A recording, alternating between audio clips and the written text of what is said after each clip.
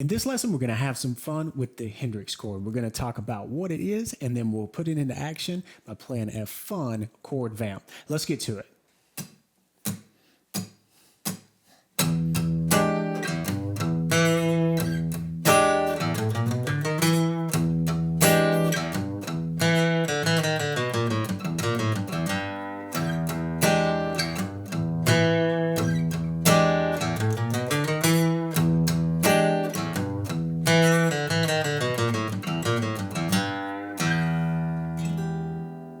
Hey there, blues fans. John here with the Blues Guitar Institute, and this is your Tuesday Blues, where we take cool acoustic blues concepts and we break them down into small bite-sized chunks so that you can use this stuff and get it into your playing. That's exactly what we're going to do today when we're going to talk about the Hendrix chord. We're going to talk about what it is, what it sounds like, and then we're going to give you an awesome, cool little strumming vibe to get you on your way playing and grooving with this Hendrix chord. So first up, why do we call this chord the Hendrix chord? Well, here's the sound. All right, we'll talk about what makes that up in terms of chord formula and what it really is called, but you can hear this sound coming straight from Purple Haze.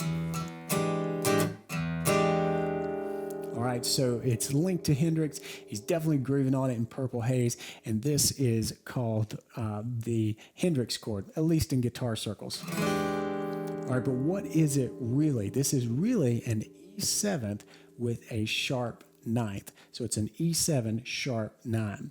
You've got the guts of an E7 chord right here, and then you're adding a sharp 9. So this would be the ninth here, and you're raising that a half step. So E7 sharp 9. So you build the E7 around this 7th fret here. That's the root note, E. Then we need a third. And if you know your chord formulas for 7th chords, we would be looking for a 5th or B next, 1, 3, 5, flat 7. But we're going to skip that 5 for purposes of this chord, and we're going to move right to the flat 7 or the D. Then, as I said before, we would play a ninth here on the 7th fret of the 2nd string, but we want that sharp 9 sound. And these are both super bluesy chords, but listen to how this kind of makes sense to you. And you can certainly use this in the blues. It's used a ton. But when you take that ninth and raise it a half step or 1 fret, you get the Hendrix chord. So we're going from this to this.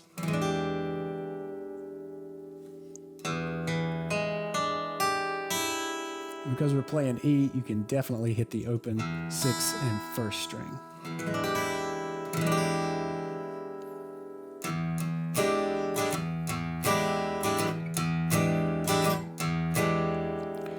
All right, so strum through that a little bit. Get used to that sound. It can really grab your ear, and it's definitely something that's very interesting when it's used at the right time. And we're going to give you an example piece on how to use and groove with this thing coming up right now. So our example, we're going to start off by pumping the E note, the low 6th string, a couple times. Just hit it open, no palm mute. You want this thing to ring out, and you can hit it with some heavy attack here. Then you're going to strum through our E7 sharp 9, or better yet, the Hendrix chord. All right, so that's the first little sequence. Then we're going to move down and kind of answer this with this move. So that's the open 6th string, then the G, but we're going to do a blues bend on the G on the 6th string, 3rd fret, back to the open, and then hit the E octave here on the 4th string. And you can have some fun just with this little piece.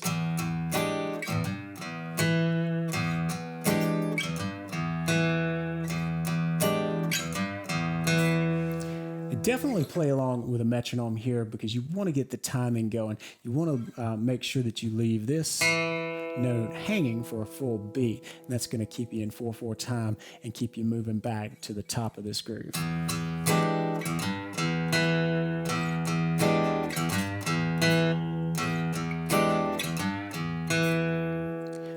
All right, so that's the main idea here. And again, have some fun with just that little 1-2 punch. But what we're going to do is come back to this little Hendrix Chord pump and then run out the second bar with this little move.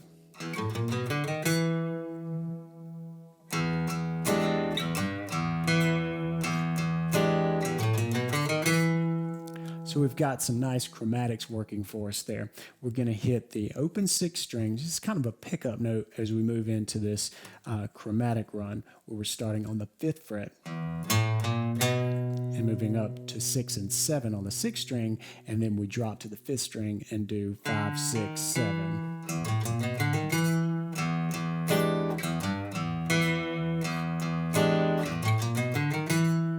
All right, so that's the first half of this. Let's take it slow and play through this.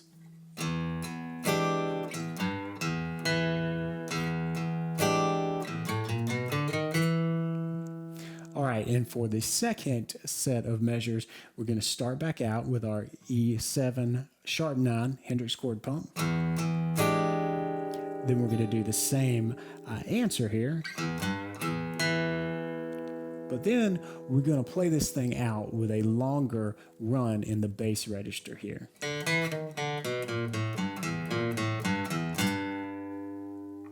All right, so what's happening there is we're landing on this note, the E note. We're going to stick it, but then you're going to pick open 4th string and then walk down chromatically to 1 and open. So we're going to end from this. And once you do the chromatic walk down on the 4th string, do it again on the 5th string. Then we hit the G, 6th string, open E,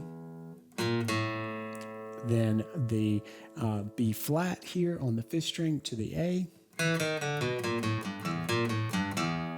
then back to the G, 6th string open, and so 6th string 3rd fret, and then 6th string open, and then land and stick this G and do a blues bend on that to round out this little run. So here's that part slowly.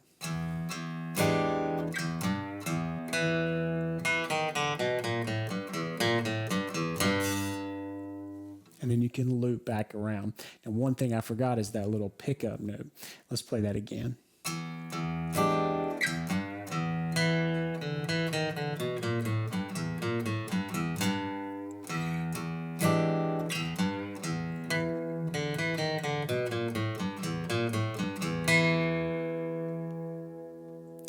And I ended there on E. You could certainly go back to that and stick that, or you can let this hang on that G.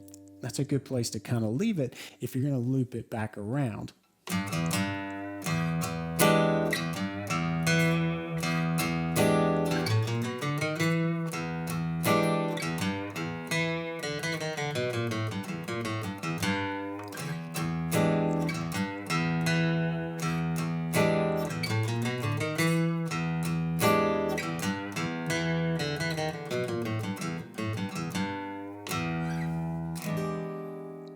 There you go. There is the Hendrix Chord and some fun that you can have with it. It's important to know where it comes from, and it's definitely important to know how to groove on it. And hopefully this lesson has helped you out with that. If you want to make sure that you've got a solid foundation in the blues, then check out the Acoustic Blues Jumpstart. It's a free 3-lesson pack that I've got put together for you. Head over to bluesguitarinstitute.com/start now and pick up those 3 free lessons. All you got to do is register for the course. You'll get some email instructions on exactly what to do, and you'll pick up some cool, quick wins that'll help you build a solid foundation in the blues.